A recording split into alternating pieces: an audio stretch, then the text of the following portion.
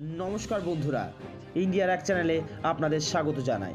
আজ আমি আবার আপনাদের সামনে এক নতুন তথ্য নিয়ে এসেছি।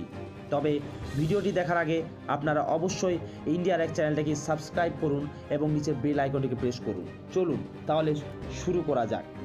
মোদী সরকার নির্ণয় নিয়ে ফেলেছে যে এবার সার্জিক্যাল স্ট্রাইকের মতো ঘটনা হবে না। এবার পাকিস্তানের সাথে যেটা করা হবে সেটা ঐতিহাসিক হবে। আর এর জন্য মোদী সরকার রূপরেখার ব্লুপ্রিন্ট তৈরি করার কাজ 15 ফেব্রুয়ারি থেকে শুরু করে দিয়েছে।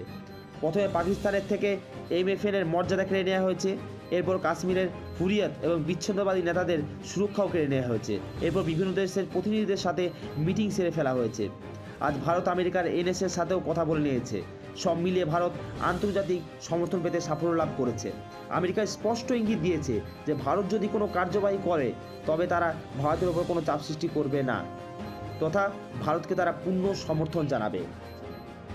রুশ, Israel, Japan, Canada, European union, Italy, German, ব্রিটেনের মতো প্রভাবশালী দেশের সমর্থনও ভারত নিয়ে নিয়েছে। শুধু এই নয়, মোদী সরকার বিশ্বের মুসলিম দেশগুলোর উপর চাপ সৃষ্টি করতে শুরু করে দিয়েছে, যার প্রভাব দেখা দিতে শুরু হয়েছে। ভিখারি পাকিস্তানকে সব দিক থেকে ধ্বংস করার প্রক্রিয়া শুরু হয়ে গেছে। সৌদি আরবের ব্যবসায়ীরা এক প্রতিনিধি মণ্ডল জানিয়েছেন 17 তারিখ পাকিস্তানে আসবে বলে, কিন্তু নরেন্দ্র মোদী সরকার চাপ সৃষ্টির পর সে যাত্রা বাতিল করা হয়েছে। অর্থাৎ সৌদি আরবের ব্যবসায়ী প্রতিনিধি মণ্ডল পাকিস্তানের যাত্রা বয়কট করে দিয়েছে। অবস্থা এমনই যে পাকিস্তানের সরকার এখন নিজের জনগণকে জবাব দিতে পারছে না কেন সৌদি আরব তাদের যাত্রা বাতিল করেছে। পাকিস্তানে সামিটে আসা পাক ব্যবসায়ীদের চিঠি লিখে বলেছে যে এক অজ্ঞাত কারণে এই সামিট বাতিল করা হয়েছে।